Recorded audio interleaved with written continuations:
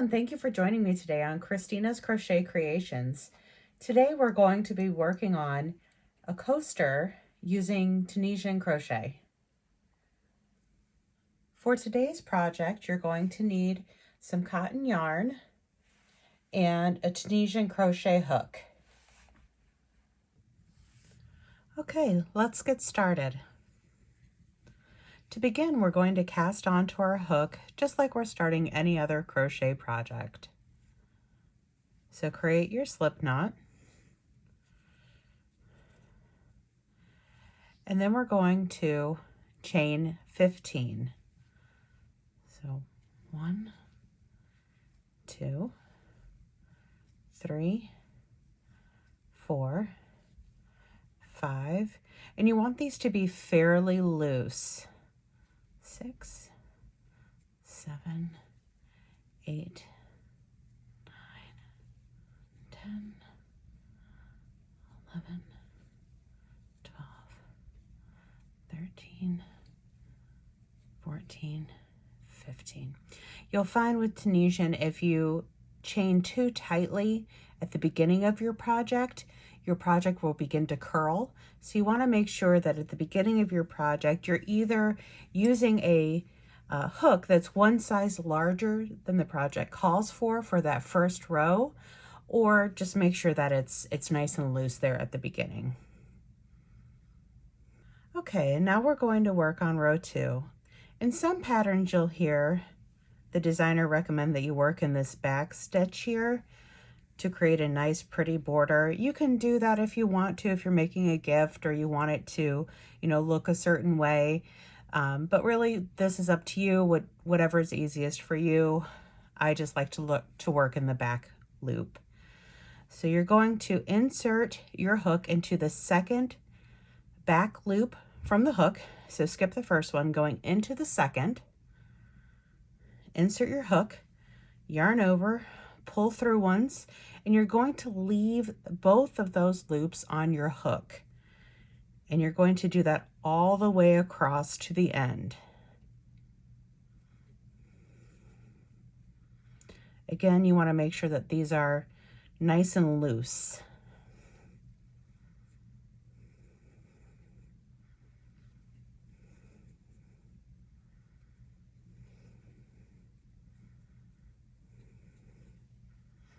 You can see me here kind of giving it a little tug in between each stitch. I do that just to kind of make sure that I'm giving myself a little bit of yarn in each of my stitches there.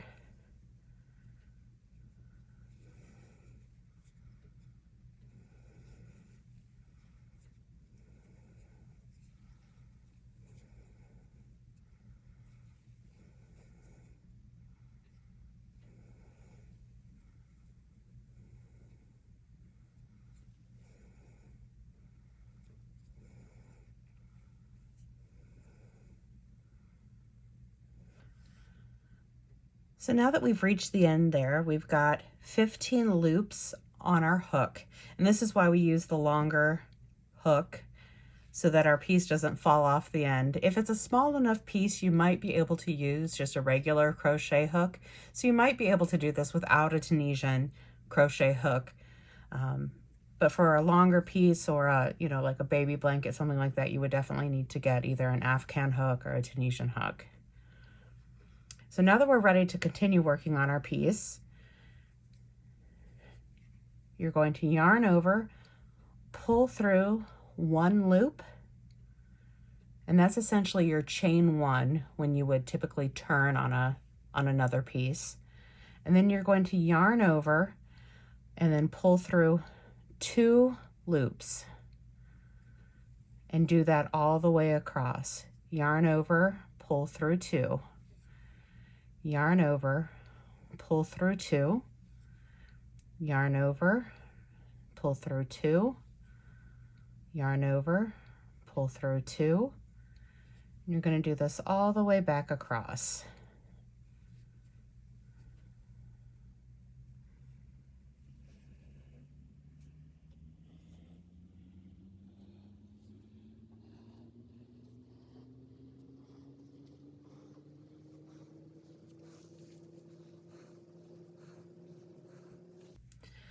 So now that we're back at the other end, we're going to be inserting our hook. You can see these loops at the front of each of our stitches here. That's where we're going to be going into. So we're going to insert our hook. We're going to skip this first one. We're going to insert our hook into the front of this loop. We're going to yarn over, pull through, and we're going to go back through just like we did with that first row and leave each of these loops on our hook. So insert our hook, yarn over, pull through, insert, yarn over, pull through. We're going to do this all the way to the end again. And again, I'm giving that little tug there just to make sure that I'm giving myself enough yarn, that I'm not going to end up being kind of curly there at the end.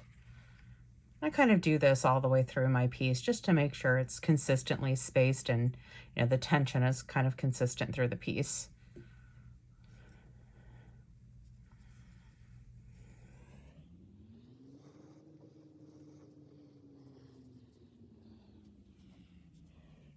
And when we get to the end here, we've got one more stitch, and this is where we did that kind of chain up, chain one to get to the next row here.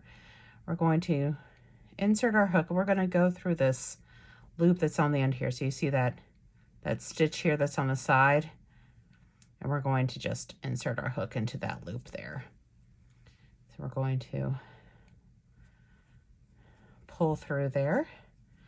There we are. We've got our 15 loops on our hook again. And then we're going to do the same thing we did on the way back. So yarn over, pull through one.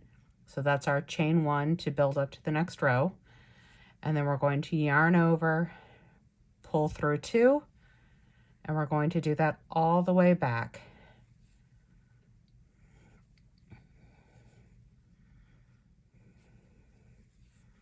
So yarn over, pull through two, yarn over, pull through two, yarn over, pull through two,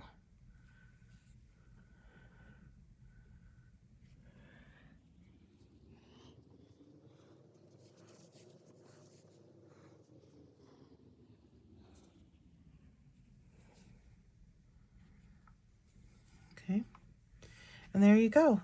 So you'll continue doing that until you have the piece the length that you want.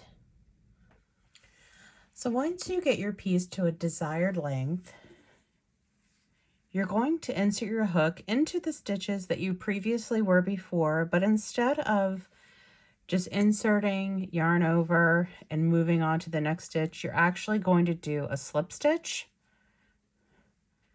And you're going to do that all the way across to finish your piece. And that'll give you that nice border across the top there. So when you're done, you'll have a piece that's finished off like this. And then you can leave a little, little piece on the corner, or you can sew in your ends. But then you'll have this nice little coaster. So there you have it. If you have any questions or comments on what we've worked on here together today, please include them in the comments.